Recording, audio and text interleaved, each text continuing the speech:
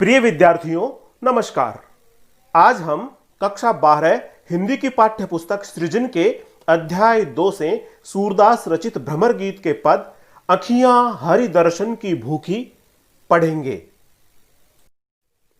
आइए सबसे पहले कवि सूरदास के बारे में जान लेते हैं। कवि सूरदास का जन्म सन 1483 ईस्वी में सीही नामक गांव में हुआ था। महाप्रभु वल्लभाचार्य ने इनको वल्लभ संप्रदाय में दीक्षित किया। अष्टछाप के शीर्ष कवि सूरदास की 3 प्रमुख रचनाएं हैं: सूरसागर, सूरसारावली और साहित्य लहरी। सूरसागर इनकी अक्षय कीर्ति का आधार ग्रंथ है। सूरदास भक्ति, श्रृंगार व वात्सल्य के अनुपम कवि माने जाते हैं। इनका काव्य हिंदी साहित्य की अमूल्य निधि है, जिसमें श्री कृष्ण की मनोहारी व अलौकिक दिव्य लीलाओं का अद्भुत वर्णन किया गया है।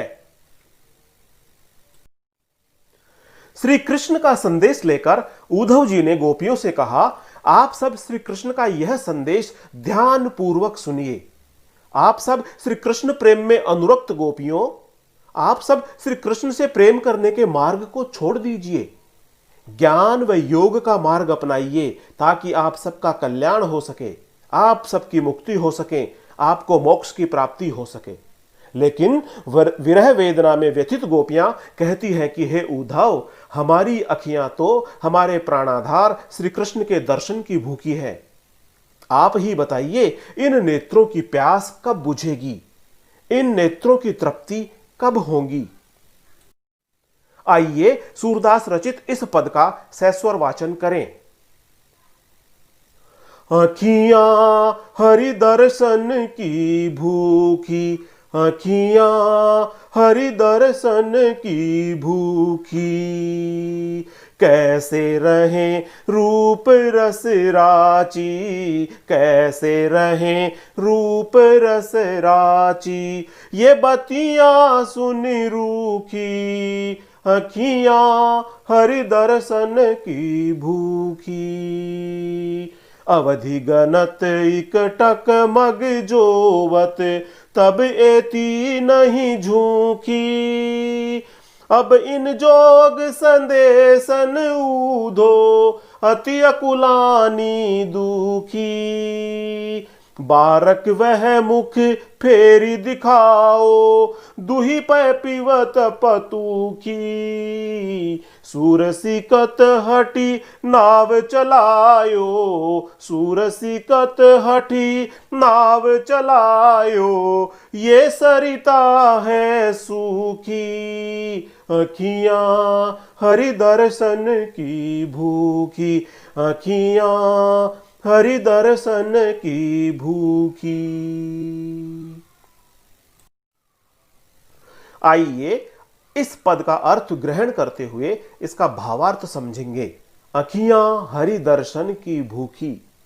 गोपियां उद्धव के विवेक पर तरस खाते हुए कहती है, हे उद्धव, क्या आप अभी तक इतना भी नहीं समझ पाए कि हमारी आंखें हमारे प्राण वल्लभ परम प्रिय श्री कृष्ण के दर्शन के लिए लालायित हैं, उत्सुक हैं। इनकी भूख आपके योग और ज्ञान के नीरस और सूखे उपदेशों से भला कैसे मिट सकती है। कैसे रहे रूप रस राची, ये बतियां सुनी रूखी।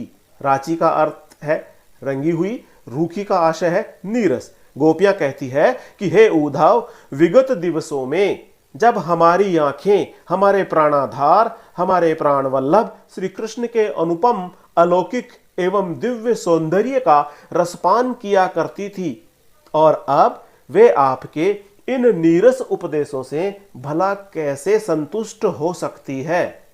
कैसे रहे रूप रस राची, ये बतियां सुनी रूखी, ये आपके नीरस उपदेशों से सुनकर संतुष्ट नहीं हो सकती है। अवधि गनत इकटक मग जोवत, तब एती नहीं झूठी। अवधि का आशय है लौटने की समयावधि, मग का आशय है मार्ग, झूठी का आशय है झुंझलाई हुई। गोपियां कहती है कि हे उद्धव, जब हम श्री कृष्ण के मथुरा से लौटने की प्रतीक्षा में पल पल दिन दिन गिन रही थी और हमारी आंखें टकटकी लगाए उनके आने की राह निहार रही थी, तब भी ये आंखें इतनी बेचैन, व्याकुल और झुंझलाई हुई नहीं थी। अब इन जोग संदेशन ऊधो अति अकुलानी दुखी। जोग संदेशन का आशय है ज्ञान व भक्ति योग के संदेश। गोपियां कहती है कि हे उद्धव जी, आज अब आपके इन ज्ञान व भक्ति योग के संदेशों को सुन सुनकर विरह वेदना से हमारी आंखें अत्यंत दुख रही है। अब आप इन योग और ज्ञान मार्ग के उपदेशों को बंद कर दीजिए।